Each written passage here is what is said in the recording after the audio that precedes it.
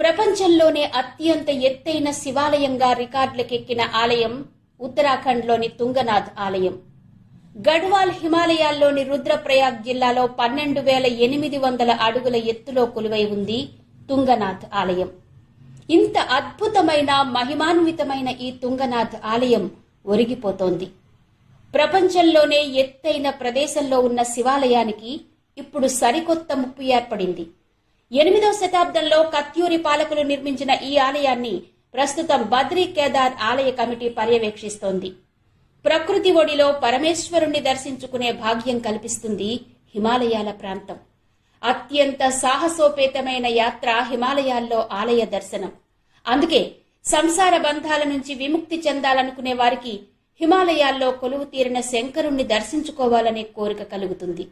అలాంటి హిమాలయ ఆలయాలలో ఒకటి తుంగనాథ్. ఆ ఆలయానికి